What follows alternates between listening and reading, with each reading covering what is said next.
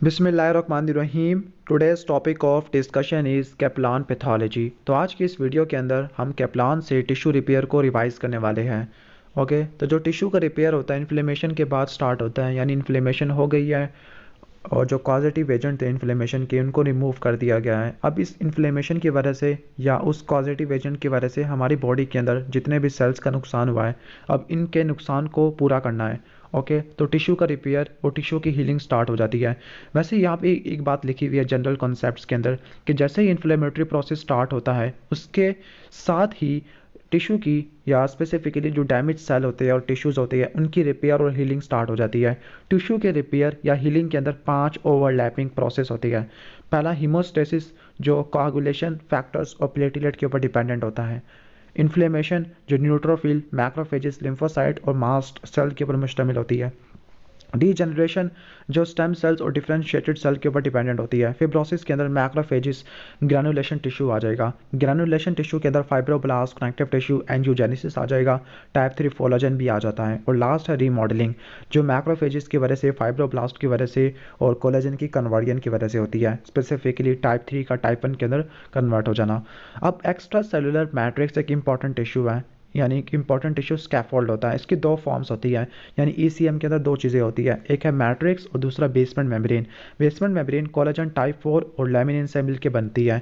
ECM के major 3 component होते हैं, पहला कोलेजन एंड इलास्टिन, दूसरा जेल्स होती है लाइक प्रोटियोग्लाइकान और ग्लाइकोसमाइनोग्लाइकान्स, फॉर एग्जांपल हाइलोयूरानिक एसिड है, और लास्ट है ग्लाइकोप्रोटीन और सेलेडियन मॉलिक्यूल्स होते हैं। ओके, अब जो रिपेयर होती है, रिपेयर के दो मैकेनिज्म है। पहला मैकेनिज्म है कि टिश्यू की रीजनरेशन होती है। रीजनरेशन के अंदर सेल अपने नंबर को वापस पूरा कर लेते हैं, एनाटमी और फिजियोलॉजी वापस आ जाती है। और दूसरा मैकेनिज्म होता है फिब्रोसिस। फिब्रोसिस के अंदर आप स्ट्रक्चरल आर्किटेक्चर को तो मेंटेन कर लोगे, लेकिन फिजियोलॉजी पहले जैसी वापस नहीं आ सकती। तो पहला मैकेनिज्म है repair by tissue regeneration.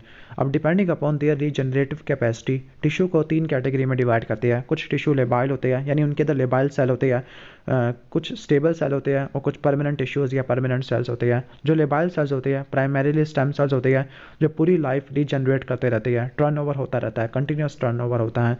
Like surface epithelial cell होते हैं, लाइक स्किन और म्यूकोसा लाइनिंग के सेल होते हैं, हेमाटोपोइटिक स्टेम सेल्स होते हैं। ओके, तो ये सारे लेबाइल सेल्स होते हैं।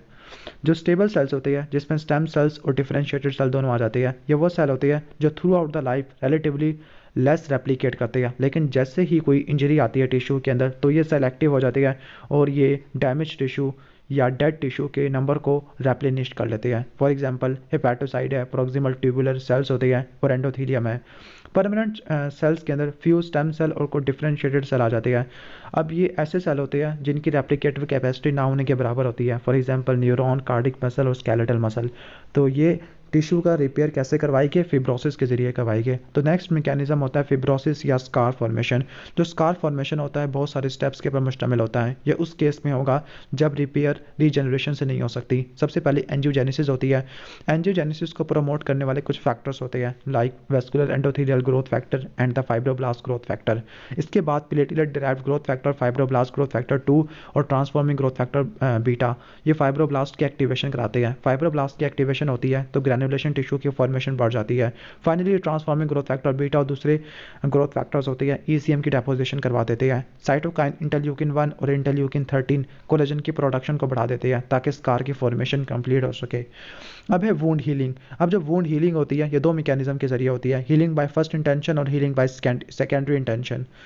अब जो प्राइमरी यूनियन होती है या हीलिंग बाय फर्स्ट इंटेंशन होती है ये उस वक्त होती है जब वुंड क्लोज होते हैं फिजिकली विद स्यूचर, मेटल स्टेपल्स है या डर्मल एडहेसिव है, तो इस केस में प्राइमरी यूनियन या हीलिंग बाय फर्स्ट इंटेंशन होती है। सेकेंडरी इंटेंशन या हीलिंग बाय सेकेंडरी यूनियन ये जब होती है जब वुंड्स को हम हील करवाने देते हैं बाय वुंड कॉन्ट्रैक्शन। ठीक है, यानी आपने कोई टांके नहीं लगाए या स्टेपल्स नहीं किया, एडहेसिव नहीं अप्लाई किया, बल्कि वुंड कॉन्ट्रैक्शन वाले प्रोसेस को अलाउ कर दिया है ताकि वो वुंड को हील कर सके। और ये मीडिएट होता है मायोफाइब्रोब्लास्ट, क्योंकि जो वुंड की कॉन्ट्रैक्शन होती है वो मॉडिफाइड फाइब्रोब्लास्ट की वजह से होती है जिनको मायोफाइब्रोब्लास्ट बोलते हैं। अब जो रिपेयर होता है स्पेसिफिक ऑर्गन के अंदर, उसका मैकेनिज्म थोड़ा डिफरेंट होता है। लाइक लीवर के अंदर सबसे पहले कोई माइल्ड इंजरी होती है, तो माइल्ड इंजरी के बाद हिपैटोसाइट की रीजनरेशन एक्टिवेशन हो जाती है। ओके, तो जो डैमेज एरिया होता है उसको रेप्लेनिश कर लेते हैं, ठीक है। लेकिन अगर सीवियर या परसिस्टेंट इंजरी होती है तब रीजनरेटिव नोड्यूल के साथ फिब्रोसिस वाला मैकेनिज्म भी एक्टिवेट हो जाएगा। और लंग्स के अंदर फाइब्रस कनेक्टिव टिश्यू की ज़्यादा डेपोजिशन हो जाए तो उसको बोलते हैं हिपैटिक सिरोसिस। ब्रेन के अंदर न्यूरॉन रीजनरेट नहीं करते, लेकिन माइक्रोग्लाया डेब्रिस को रिमूव कर देते हैं, एस्ट्रोसाइट प्रोलिफरेट करते हैं और वहाँ पे ग्लायोसिस करवा देते हैं। डैमेज हार्ट मसल रीजनरेट नहीं करते, तो हार्ट के अंदर मेनली फिब्रोसिस होता है। लंग्स के अंदर टाइप 2 न्यूमोसाइट टाइप 1 न्यूमोसाइट को रिप्लेस कर जाते हैं आफ्टर इंजरी। जब पेरिफेरल नर्व की इंजरी होती है तो जो एक्सोन के डिस्टल पार्ट होते हैं वो डीजनरेट हो जाते हैं, जबकि प्रोक्सिमल पार्ट रीग्रो होते हैं स्लोली स्लोली स्लोली, और एक्सोनल सपोर्ट क्रिएट होते हैं, यानी एक्सोनल सपोर्ट को यूज़ करते हैं to follow Schwann cell to the muscle. ठीक हो गया।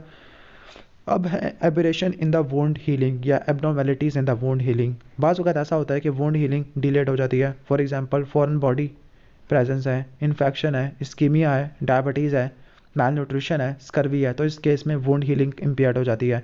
या अगर वुंड हीलिंग बढ़ भी सकती है, फॉर एग्जांपल हाइपरट्रॉफिक स्कार भी हो सकता है या किलॉइड फॉर्मेशन हो सकती है। ओके, जैसे यहाँ पे किलॉइड नज़र आ रहा होगा पोस्टीरियर आस्पेक्ट ऑफ एयर के अंदर। ठीक है, तो जो हाइपरट्रॉफिक स्कार क्या होता है, एक प्रोमिनेंट स्कार होता है जो वुंड की तरफ लोकलाइज्ड होता है, लेकिन जो किलॉइड होता है ये वुंड वाली बाउंड्री से भी ज़्यादा एक्सटेंड कर जाता है। ठीक है, तो ये वुंड की बाउंड्री को एक्सटेंड करता हुआ बाहर की तरफ या किसी और की तरफ माइग्रेट करना शुरू कर देता है, तो उसको किलॉइड बोलते हैं। ठीक है, हाइपरट्रॉफी स्कार की वजह यह होती है कि ग्रैनुलेशन टिश्यू और कोलेजन की एक्सेस प्रोडक्शन हो गई है, तो ये बर्न पेशेंट के अंदर काफ़ी ज़्यादा कॉमन होता है।